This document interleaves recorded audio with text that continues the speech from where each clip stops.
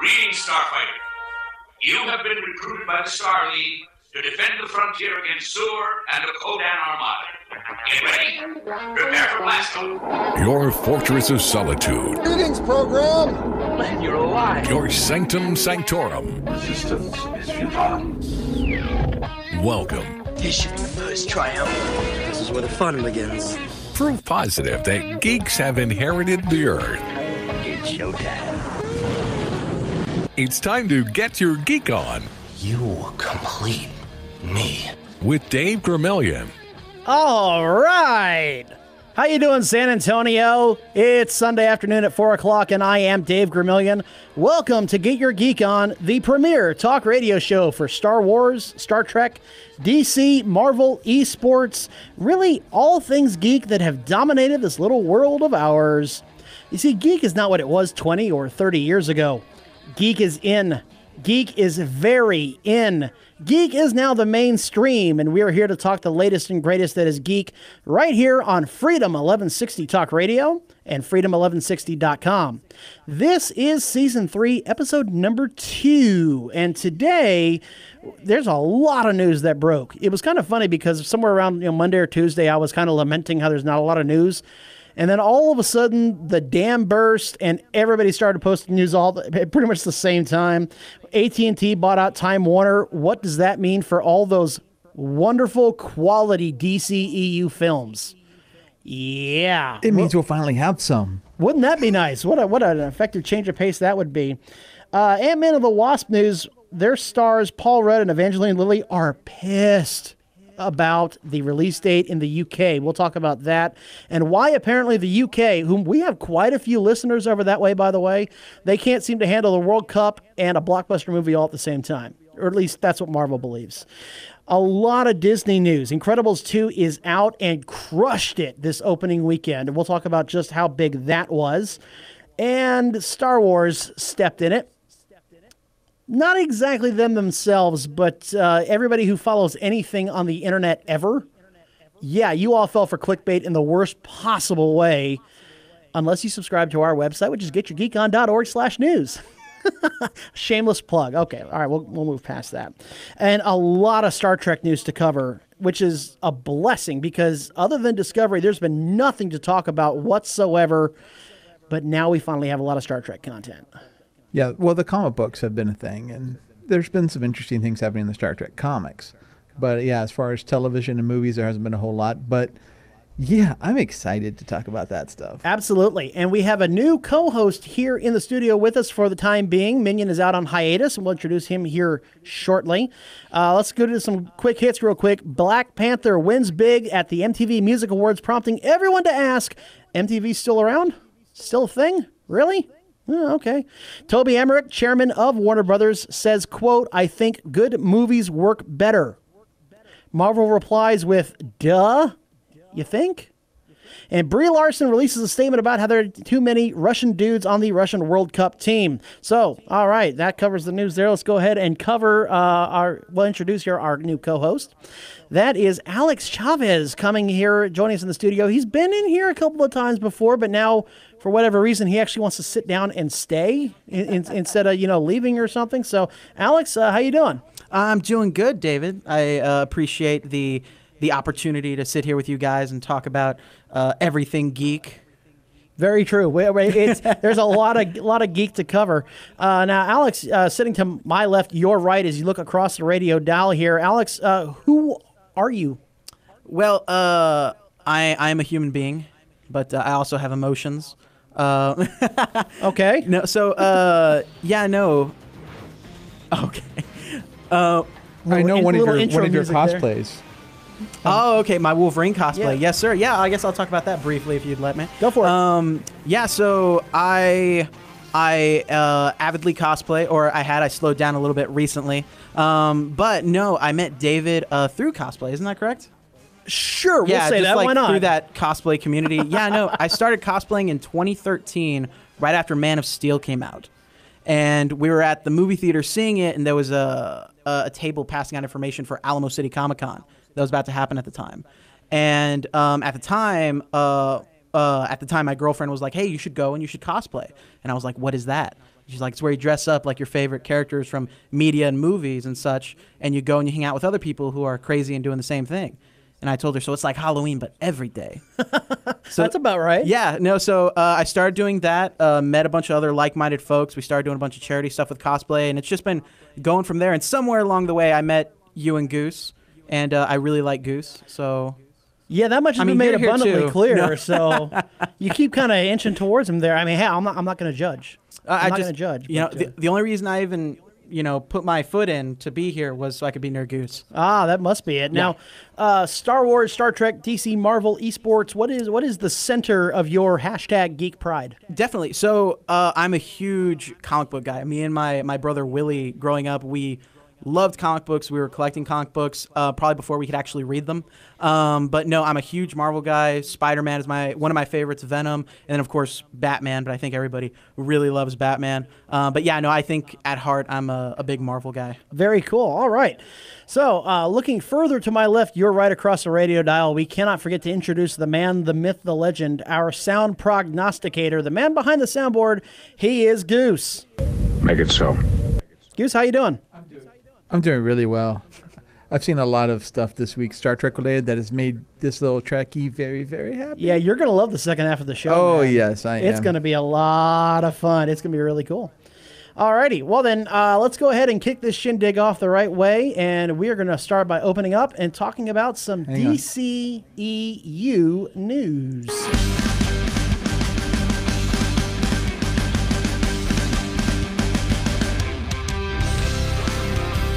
Like how I stretched that out for you?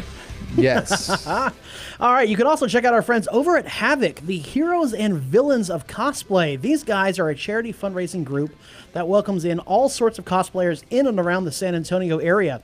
If you're a cosplayer, if you're looking to cosplay, if you have questions about cosplaying, they take in all kinds of cosplayers over at the heroes and villains of cosplay, also known as Havoc. All righty. Seriously now, getting... out of the fun and into the news here a little bit. Toby Emmerich of Warner Brothers actually spoke to Entertainment Weekly, and he really said, quote, I think the good movies work better. Yeah. I don't know. I mean, when water's wet, the sun is hot, UT can't get it together. I mean, there's just certain truths that are out there. Fire will burn. Duh. So... keep in mind also, this is actually true and not true at the same time. Because if you look at the highest grossing film in history, not adjusted for inflation, it's Avatar. Oh, that makes me sad. It's Avatar. It's $2.7 billion and nobody's going to catch it. No, I'm serious. No one's going to catch Avatar.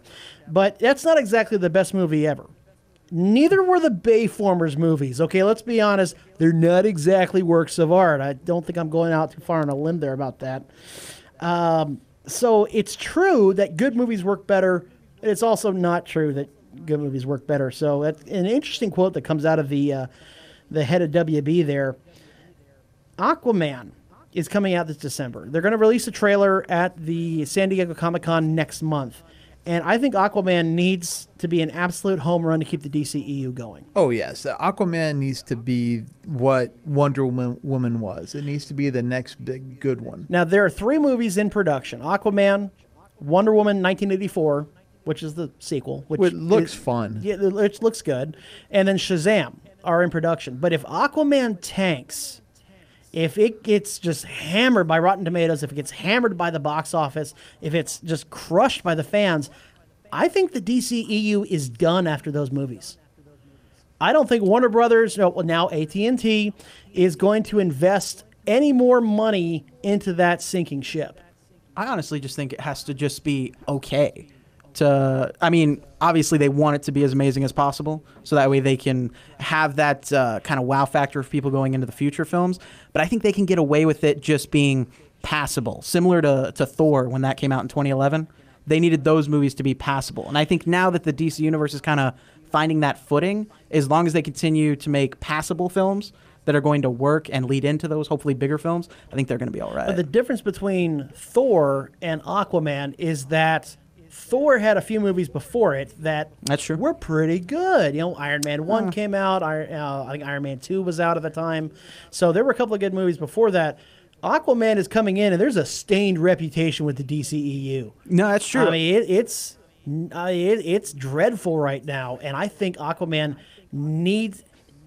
Solo was a passable movie, and it didn't do that well at the box office. If Aquaman only breaks even, at best, only breaks even, I don't know that AT&T is going to go, you know what, this just isn't worth it. Yeah. It's just not worth it. Let's just stop what we're doing and maybe take 5 to 10 years off and then reboot the whole thing because we're going to be rebooting movies until the end of time. Oh, man.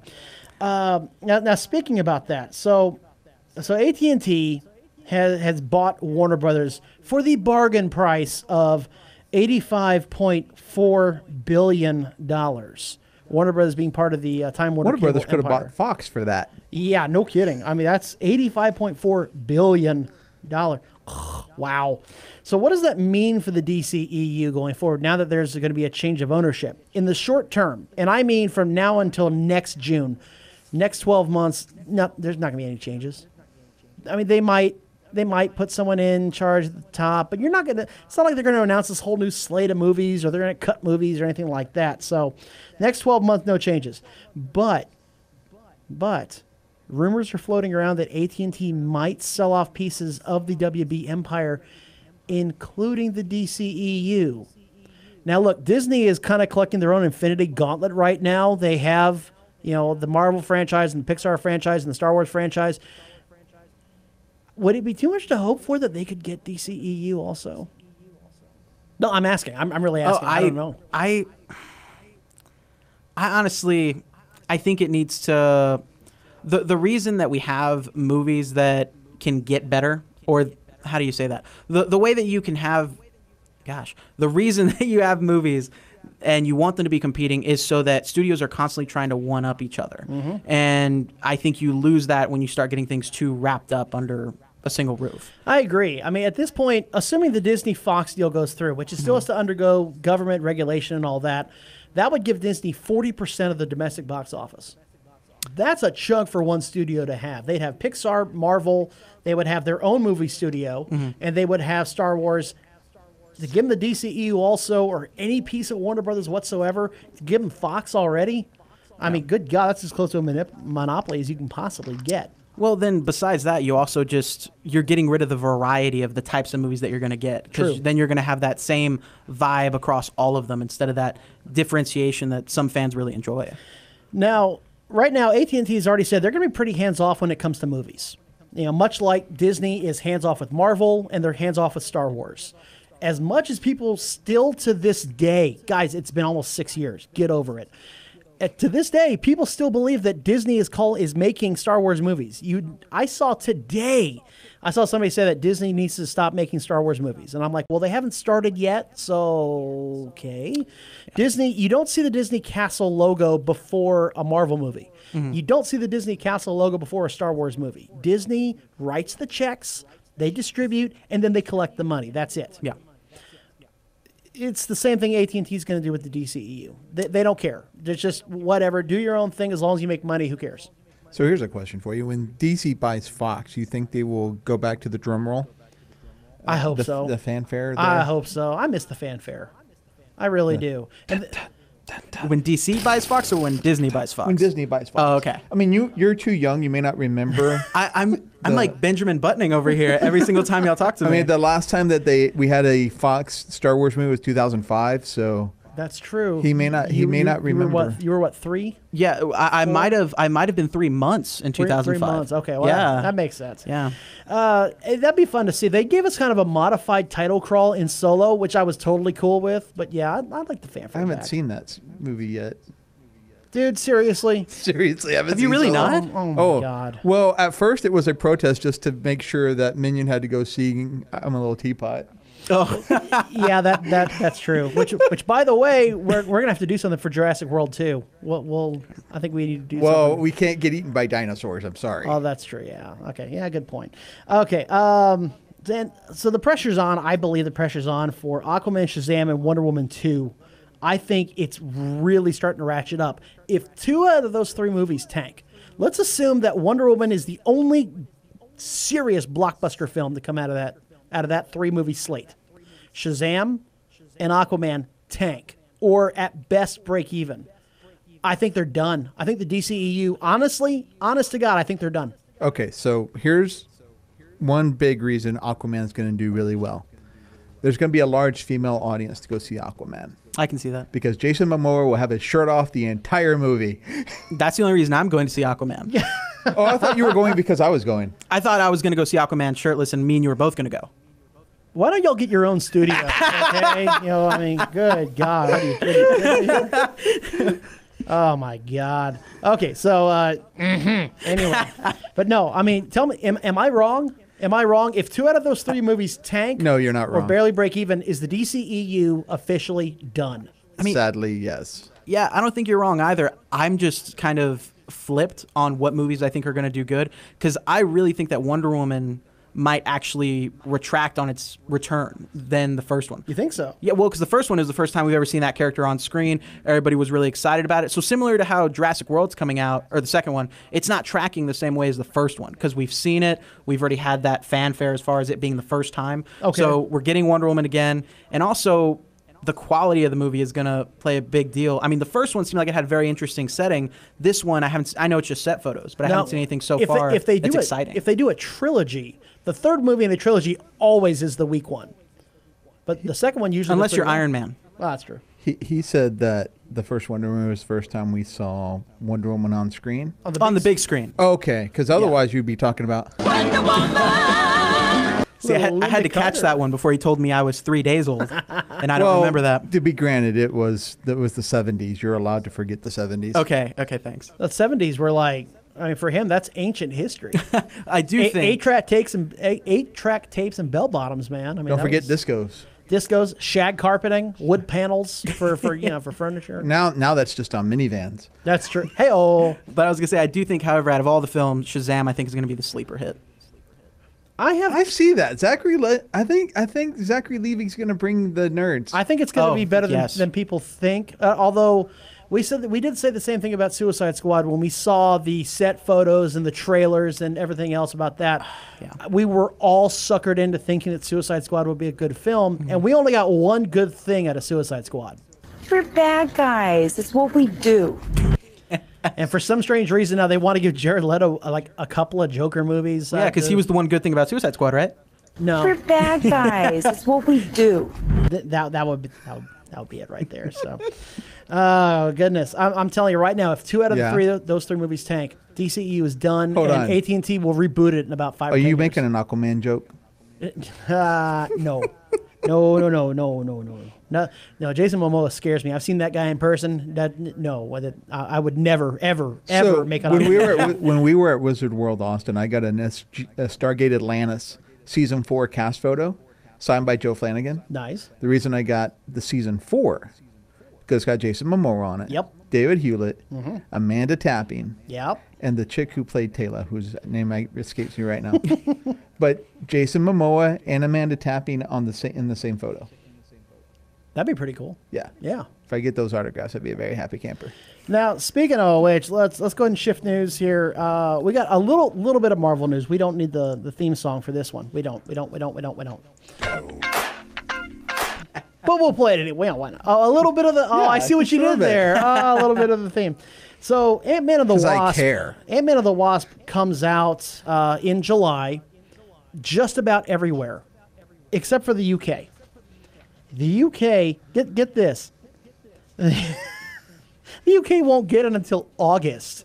They won't get it for a month after it's released in the USA, which I'm sure all the spoilers. I'm sure people won't post spoilers for a whole month. No, that never happens. No, and they won't pirate it either. No, of course, no, absolutely not.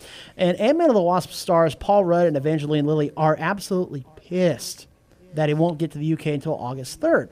Now, the reason for this, according to Marvel, is because of the World Cup. What? Okay. Apparently, you guys across the pond there cannot handle the World Cup and a Hollywood blockbuster at the same time. I kid you not, they will be so fixated on the World Cup that they won't have time to go see this movie. And so they're going to delay it until August 3rd. That's crazy town. And the World Cup finishes July 15th. So I don't understand why they couldn't release it, like July 17th, 18th, 20th, somewhere around there. Because when is it releasing here in the States? July 3rd, I think. Is July- it, no, is no, it no. on That's the I thought it was Tuesday? later. Thursday night the 5th. Yeah, Isn't it? Thursday night the 5th is when we get that. So I don't quite understand their logic. The UK release date is the third latest opening for the film, just ahead of Italy getting it on August 14th, and Japan gets it on the 31st of August. But let's face it, the Brits love Marvel. Yeah. They love that. And so a lot of people, including Paul Rudd and Evangeline Lilly, are up in arms about this late release date. In fact, there's a petition, which you know how all those online petitions work. There's a petition to get Marvel to back this thing up and get it. Why can't they have it on the 21st or the 20th? I think it's Friday. I think it's Friday the 20th. Why release it then? What's the big deal? But no, apparently they can't handle their football and football and a Marvel movie at the same time. Doesn't make any sense to me. I can understand like the market in Japan being held off because that Japan market, no matter how long it's been in the States, that market goes to see any movie that's big and flashy and that has all those special effects. And it does take a while also for the Wasp to fly across the Pacific. That's true. That's a long time. I can see that. Plus they got the whole volcano thing over Hawaii. If North Korea acts up again and starts shooting at the Wasp, I mean that could be a thing also. So I thought you said we weren't getting political. No, I'm kidding. little political. This is a little Marvel news, so we get a little political, and it's gotcha. Ant-Man, so it's all little right now. We got a little theme. Oh, that little makes news. sense. Yeah, Okay. so there you go. Okay. Look, either go big or go home. Exactly. So we spoke with Walton Goggins. We had an interview with him at Comic Palooza, and you can find all of our interviews over on our YouTube channel.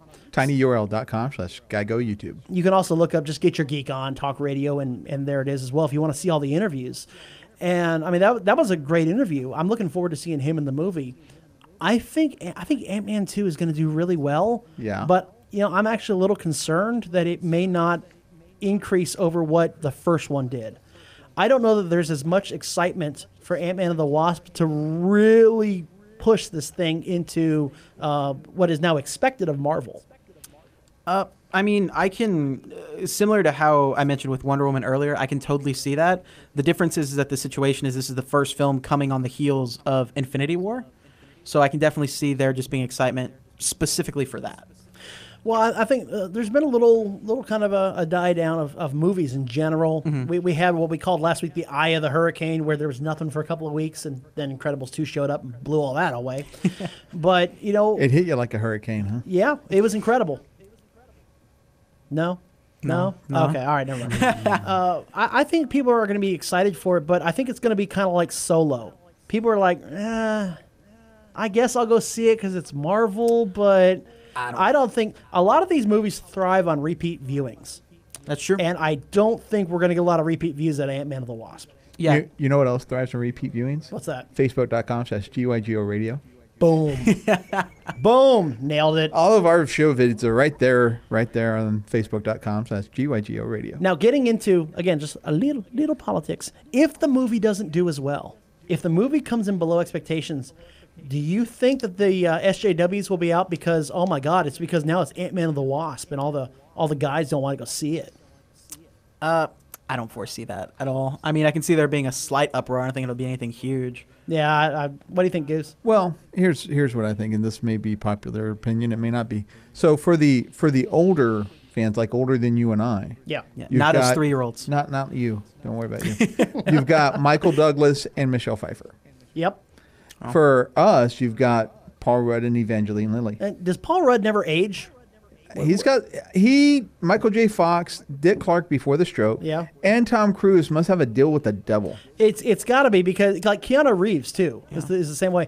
I saw an episode of Friends recently. My wife and I binge watched that for a while, and Paul Rudd is in there toward the later part. That's like 20 years ago. Yeah, he marries Phoebe. And he doesn't look any different than he because does Friends now. did it in 2004. Yeah, that's right. So that was probably about 15, 20 years ago. He didn't look any different. No. I don't know what his secret is, but He drinks on the blood of fandom. Oh, that must be it. He drinks the. Well, that's who's the Yeah, they Doctor drink Who? on the tears. The tears. Of the fans.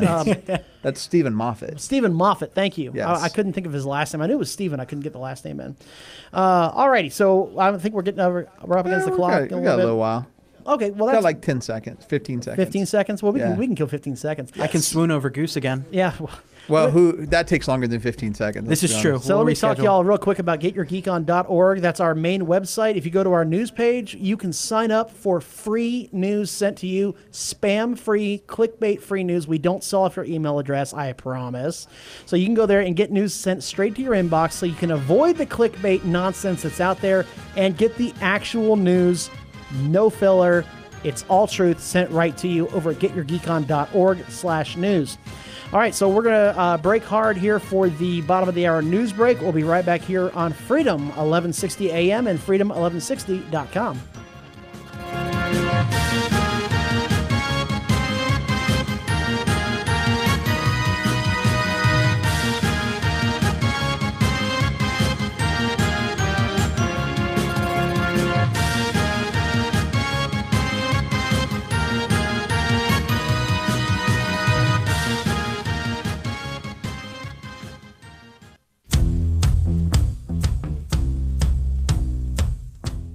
Hi, this is Xander Berkeley, and you're listening to Get Your Geek On.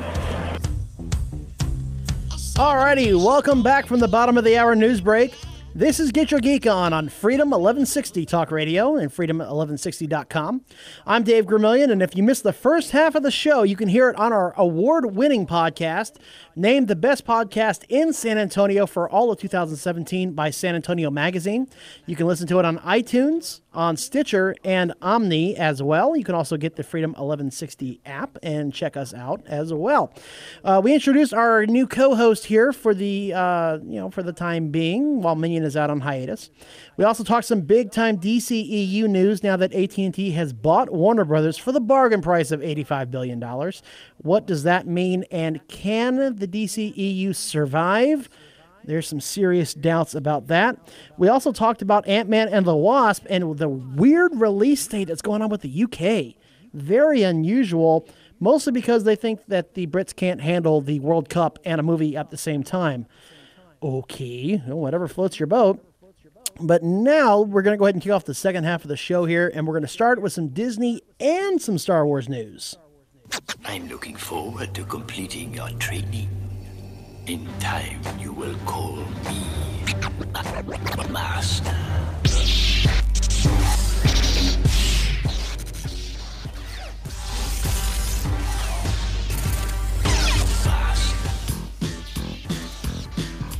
Life is like a hurricane here in Duckburg.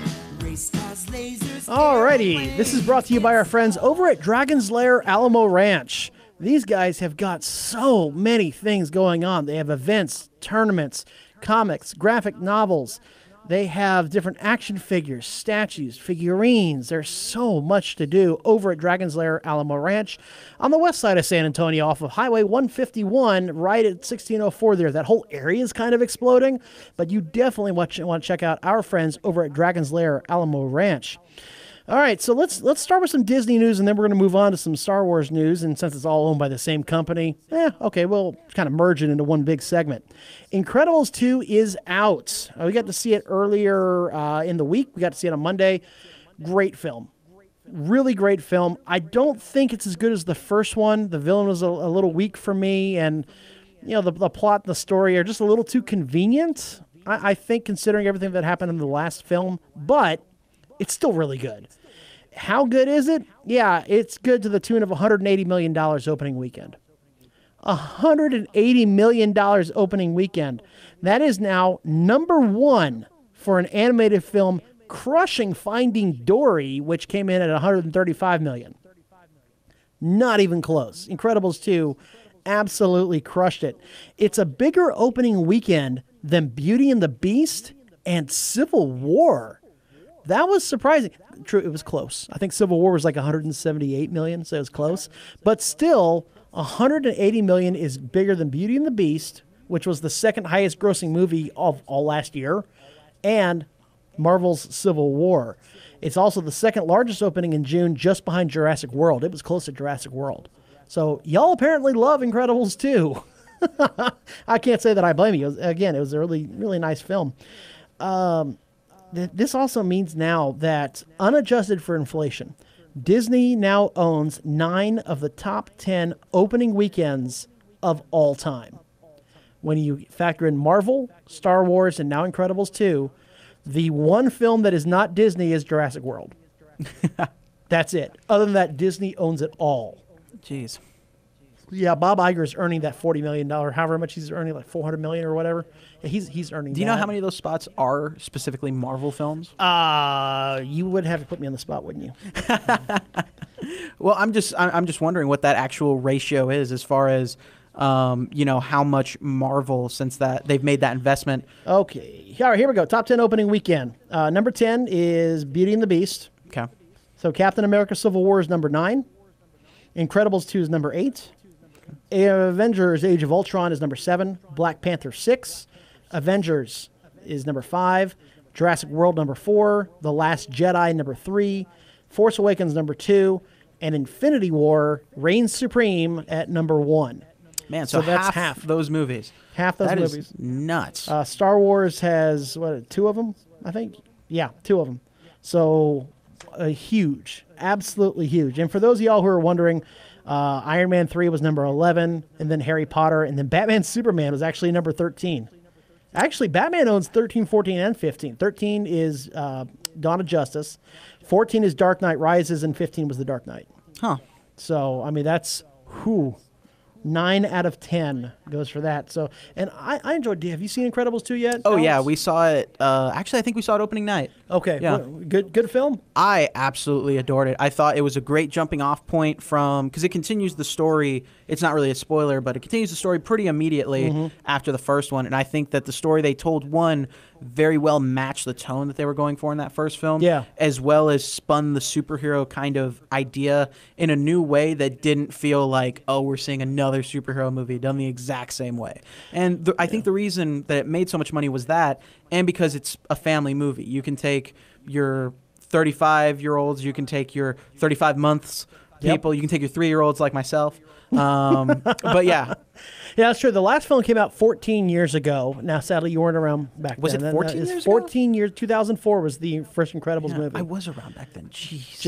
Just barely. Just barely. I was only 3 days old. So there were a lot of people, a lot of adults that were waiting 14 years for this film. Oh, yeah. In the meantime, we got, a couple of Cars movies and a couple of Planes movies that nobody wanted. But what? You didn't love Planes? Yeah, I stayed as far away from that as I possibly could. That is the bubonic plague for me. Best movie of that year, in my opinion. Yeah, okay. That was heavy sarcasm. This will be the last show Alex comes on. Say goodbye to Maverick, everybody. That'll do it. Alrighty, so a good film, a really, really solid film. I recommend going to see it in theaters. I think I gave it like a 7.5 out of 10, something like that, although I'm stingy with my ratings. You've got to be really, I think I gave Last Jedi like an 8. So you've got to be really, really, really, really good to knock my socks off. So it's a good film. I liked it. Liked it a lot. Speaking of which, speaking of Disney, Get Your Geek On alumnus and future Alamo City Comic-Con guest Mike Quinn visited Star Wars Land recently. And I reached out to him, I bugged him, and I was like, all right, dude, tell me about it. He got to tour it because he is Nien Nunb in The Last Jedi and Force Awakens, and also Return of the Jedi. So there's a Nien Nunb there in Star Wars Land, and so they brought him out, take a look, see what he thinks. And he gave us this exclusive quote. He said, quote, "This will be the biggest and most sophisticated ride Disney has ever created. It's epic, immersive, and will make grown men cry." And he goes on to say, he ends the quote with this. He says, "I got chills." So not only will grown men cry, but he actually got chills. Jeez. That's pretty, ooh. Now, we actually have an audio clip as well. Mike went ahead and he gave us his exclusive audio take on it. Goose, can we go ahead and punch that up? I got chills, they're multiplying. Who knew he had such a good singing voice? And I'm losing control. Wow, no kidding. You're supplying. It's electrifying. Okay, all right. So there you go. That's Mike Quinn and his epic singing voice. I'm very naive. I was sitting there waiting for an actual clip. That was the actual clip. No, I know. That was, that was the actual no, thing. no, So- I'm very naive. So very, very glad that he was able to give us that. Thank you, Mike Quinn, for that as well. That is our Lucasfilm source for the epicness that will be Star Wars Land out at Disneyland. Really, it's going to be huge. It's going to be massive. It's going to be a lot of fun when that thing opens up. All right, so we got to get into this Star Wars thing. So here we go. yeah, here we go. So earlier in the week, who's it, Collider, who is a fairly reputable source. I mean, they're usually pretty good about this stuff. All right. They came out and said that they have a source who says that Lucasfilm was going to stop development on all Star Wars films except for Episode 9. Everything, which so far nothing's been confirmed. So I guess they just stopped all the speculation or whatever. So it's all done. They stopped because Solo did not do well at the box office. It barely broke even. I think it broke even. It might have broken even. So they're done. And that was the conjecture. That was it. Well, they said they had a source, and everybody on the internet flipped out over this source. In fact, we have an initial fan reaction here. This is great. We were actually able to get a clip from the entire Star Wars fan base. What was the initial reaction there, Goose? No! Yeah, so that was it. All the shots being fired and everything. That was Disney shooting at the hearts of fandom. Oh, wow. You've been sitting on that one, haven't you? No, I haven't. Okay. He looked very proud when he said that. No, it's just a matter of I know Disney, and Disney likes to, So here's the thing, though, is that it was clickbait. Yep. It was proven not to be true. Lucasfilm, under what I can only assume is immense pressure, came out. They talked to ABC News, and they said, "Yeah, no, we're fine. There's nothing wrong. We're all fine here now. Thank you." Yeah. How are you? So they were really. There's nothing wrong. They're going ahead with development of new films. They're talking things over, and they have 18 months until Episode 9 comes out. Yeah. So there's no rush. We are not going to see another Star Wars standalone movie until 2020. Yeah. It also wouldn't make sense for them to stop those films this early into this new franchise. Absolutely. Because Marvel needed 4 before they got going. I mean, and one movie at the box office that's about par really doesn't kill anything. If it did, DCEU would have been done a long time ago. It really would have. I mean, after Batman Superman, that was their last real big box office thriller. Everything else after that was really subpar, so that would have been gone a long time. Usually, Collider's pretty solid in their sources, but man, did they sucker a lot of people into this one. Now, we did not, over at getyourgeekon.org, we did not run a story on this at all. No, we ran a nice op-ed, though. We did. Jason Olivari wrote a nice op-ed about how it would probably be a good idea if Lucasfilm did take a step back, take a breath, reevaluate, look things over. But that's not what, well, maybe they are doing that after all because they have plenty of time. But at the same time, this was, I mean, just so far out of left field, and everybody bought it, hook, line, and sinker. You had people all over the place saying this is a good thing, it's a bad thing, I'm glad they're doing this, like it was written in stone. We did not run the story. I absolutely refused to run that story until we had confirmation, and sure enough, clickbait strikes again. Lucasfilm is going ahead with Star Wars movies. We don't know what they are yet. Let me reemphasize. The rumored Boba Fett movie is just that, it's rumor. The rumored Obi-Wan Kenobi movie is just rumor. The rumored Gonk droid movie, well, we can hope that's legit. The rebooting of the holiday special, come on, give us something here. I think those fans are just hungry for any information. That's why everyone runs with it. I think so too. But it's so easy though. You know how easy it would be for us to run with something that's just completely unsubstantiated? Very easy. It'd be too easy. I mean, we could come up with our own fan theory, no problem. But I bet right now, we could start something. It wouldn't be that difficult. Yeah. I mean, there's somebody in this room who came up with the idea that Jar Jar Binks was a Sith Lord. Look. What? Oh, Look, okay. You were looking at me. I was like, I don't remember that, Goose. I don't remember that. I was half drunk. I swear to God. All right, here we go. Breaking news. A source at Lucasfilm has just called into the radio station to tell us that Millie Bobby Brown will be starring in a young Princess Leia movie. Oh, I heard about that. Yeah, did you hear about that? Yeah, and it's going to have the crossover with the fifth Avengers film, I heard. Well, I was going to go with the whole young Han Solo thing. They were going to make that work Well, they're somehow. using the time stone to go a long time ago. That's it. The time stone. And of course, the reality stone could certainly alter. Well, no, you have the space stone to go far, far away. There you go. That would work. So You are. So there you go. He's so proud every time he makes those puns. so there's our official rumor. A source just called into the studio. You just missed him. Yeah. You just missed him. And right there, we're going to have Millie Bobby Brown in a young Princess Leia movie. So Well, I've been off camera for a while because we do videos of these. And That's right. Why do you think that was? I But mean, really. do you know how easy it would be for people to buy into that? I guarantee that would spread like wildfire. Well, Yeah. didn't you start a rumor like our Back- first April 1st on the air? Back in the day when this was just a podcast. Oh, it was Yeah. podcast time. Okay. I said, and again, it was in the same spirit of how stupid these rumors are. I said that Joss Whedon was going to work on I think it was a Darth Revan movie, and it was Joss Whedon. Yeah. And I kid you not, that actually got picked up by major news outlets. Oh, wow. Even though I said in the show, we're just making this up as we go. But Yeah. people didn't hear that part. All they heard was that we broke the news that Joss Whedon was working on a Darth Revan movie, and people ran with it. Major news outlets ran that. And I was like, okay, guys, seriously? So we could easily say that Millie Bobby Brown is in a Princess Leia movie, Yeah. and that's going forward with development, and people would buy it. Look people, at you. People would And absolutely buy it. And you're sitting here bagging on Collider. Yeah, tisk, tisk. yeah, but the difference is that Collider was actually serious, and we're just messing around. That's true, I guess. We admit when we're full of it. Yeah, no kidding. ooh, nice. So this was never confirmed. It was never anything more than one writer saying that he had a source and saying that this was gospel, and everybody ran with it. It was crazy all over the internet, and not a word of it was true.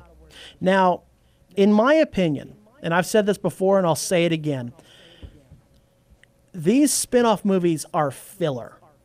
They're just, let's just throw it up there and people will pay us money, filler. That's all that they are. Oh, yeah. Swear to God, that's it. What they need to do is, and I don't understand why more people don't do this, follow the Marvel approach. Well, Marvel does the same thing. If you're going to do, but everything ties in though. Even Ant-Man, which is a filler movie, Yeah. that tied into Civil War, which is going to tie into Avengers for next year. It all ties together. So if you're going to focus on the future trilogy, or the sequel trilogy as some call it, then why don't we have a Rey standalone movie? Why don't we have a Captain Phasma standalone movie? Why don't we have a Finn or a Poe Dameron standalone movie? That's the standalone movies that we should have had. We had a Rey movie. It's called The Force Awakens. Yeah. He's right. He's right. I mean, I don't feel that those characters necessarily need standalone movies, because one of the big reasons that a character like Han Solo, it was very desirable and popular in the original trilogy was because while you knew enough about him, there was still that element of mystery. And I feel like you lose a whole lot of that every time you do one of those standalone movies. Okay, tell me this then. Yeah. Other than we find out that he was in love with Kira at some point, what did we learn about Han Solo from the Solo movie? We learned absolutely nothing about him. That's right, But not a thing. I don't think that was them holding on to the integrity of Han Solo. I think that was them not knowing how to expand his character at all. Well, that could be, and that's why I'm saying when Marvel does movies, they have the Avengers movie, but they've had a Thor movie, Iron Man movie. They should have had a Black Widow movie. Don't know why. They've had a couple of Hulk movies. They've had all these movies in there, and they all come together. Why couldn't you have a Captain Phasma standalone? Why couldn't you do a Poe Dameron standalone movie where it involves him and his squadron of starfighters? How cool would that be? Or if you had a Finn movie where he was with the First Order and we get to learn more about the rise of the First Order and where they came from and what they're all about. That'd be really cool. I know why we can't have a Captain Phasma standalone movie. Because it makes too much sense? No, because Disney and Marvel and Star Wars can't do female-led movies very well, apparently.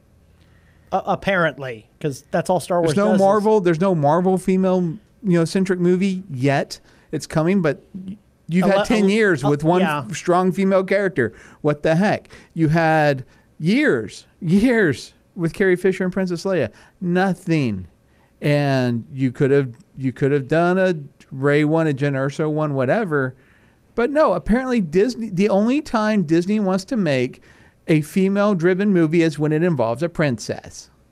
Pretty much. But you have Leia. What? I don't understand. But whatever. That's not for me to say. I just think it would make a lot more sense if you're going to focus, if you're really going to tie all this together, because then imagine going back and watching The Last Jedi, knowing what you know about the First Order thanks to a Finn movie. or a Phasma movie, and all of a sudden her character is a lot more prominent because you know more about her. I think it would just add so much more depth to the episodic movies that they're doing. Yeah. Well, in December, we'll get a DC movie with fins. Hey-oh. Wow. Okay, then. So on that note, I think we should go ahead and switch on over. We're going away from Star Wars. We're moving on to Star Trek news. Yeah. If you think around, better make sure that your face is out. And if you're in the blade, rep your uniform, cause it's future chic. All the haters know, we got photon torpedoes. Throw the Vulcan up if you're not from Romulus, and stay with me now, live long and prosperous. Just beat me up, Scotty. Just beat me up, Scotty. Just beat me up, Scotty. All right. You know, William Shatner was in San Antonio recently. Yes, he down was there on Friday. At the Tobin Center. Yes, he was. I wish I could have gone to that. But you know where you can go is over to Laser Legend on the north side of San Antonio off of 1604 and Lookout Road, kind of in between I-35 and Rolling Oaks Mall there. They're doing their legendary Chill Weekday special. It's summertime, kids are out, even you college kids are out, and it's blazing hot outside. It is incredibly hot out there, so you can beat the heat and you can save some money by going over to Laser Legend and join their weekday special. For $15, you get 1.5 hours of unlimited laser tag and miniature golf and a $5 arcade credit. So you're basically paying just $10 to play Star Wars Battle Pod, to play the Star Trek Pinball, to play Jurassic Park, to play the Walking Dead game or air hockey or whatever, and you get 90 minutes of unlimited laser tag and miniature golf. Nice. And that's all you get. You know, there you go. But okay, fine. You want to do one more? We'll do one more. $20 gets you double the time. 3 hours of unlimited laser tag, golf, and arcade. What are you doing on Friday? Probably heading over to Laser Legend. That's what I'm thinking too. Yeah. Unlimited laser tag, unlimited miniature golf, unlimited arcade. Now you don't get the ticket games. That's different. But if you want to play The Walking Dead for 3 solid hours, you can do that. No problem. And that can be done over at Laser Legend. All right, so for the first time in a long time, we've gotten some big-time Star Trek news that did not involve Star Trek Discovery. CBS has announced a new deal to vastly expand the Star Trek TV franchise. This comes out of Variety. Here are the series that they're looking at. A limited series about Khan. Okay, pretty cool. Like that. How about the long awaited, long wanted by the fans Starfleet Academy series? Maybe with Admiral Picard. Patrick Stewart is rumored to return in some way, some form, some fashion. Make it so. Thank you, sir. A secret live-action series that they did not want to talk about, and a secret animated series they didn't want to talk about. Now, Star Trek is not big on animated. This is not Star Wars. They've done one animated series. And I own it. Yes, you do. Is it on Blu-ray or is it regular? No, I think it's on regular You DVD. poser. Okay. I don't think they made it Here, on I thought Blu-ray. I thought you were cool. I don't think they did a Blu-ray man. of it, to be honest with you. But I do have the collectible package. Oh, okay. All right. Well, that works. Okay. Now, Patrick Stewart is rumored to return. There's not a lot of details about what he could be. It's rumored he could be the Commandant of Starfleet Academy. It could be a TNG reboot. Maybe a Next Generation animated series. That could be. I'd pay money for that. That could be. So I'd buy it on Apple. I'd buy it on iTunes. I'd buy that for $1.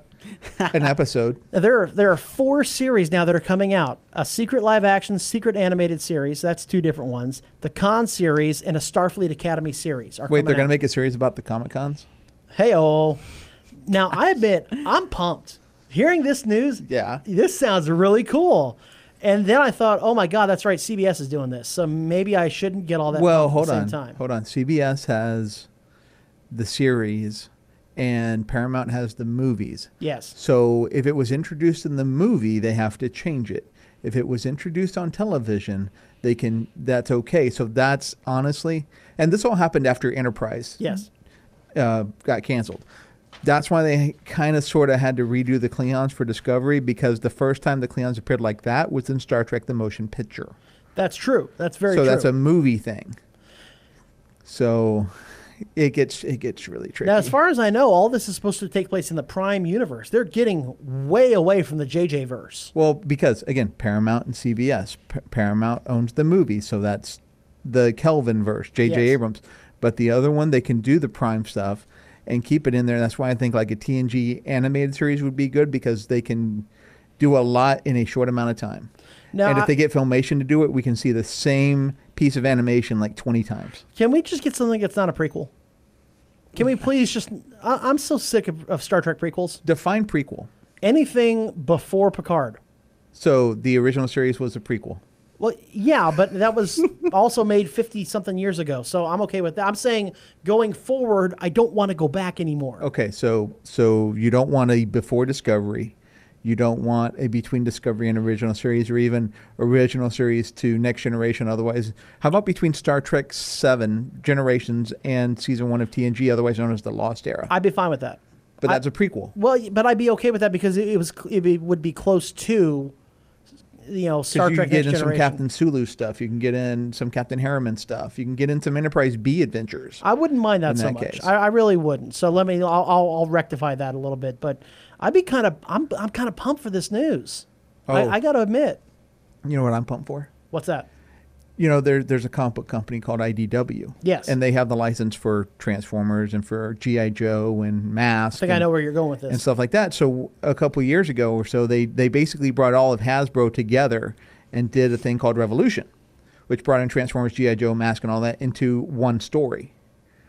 But in September. Here it comes. It's a 4-part. God help us. Miniseries bringing together the G1 Transformers and the Star Trek, the animated series. People, that's right. Transformers and Star Trek.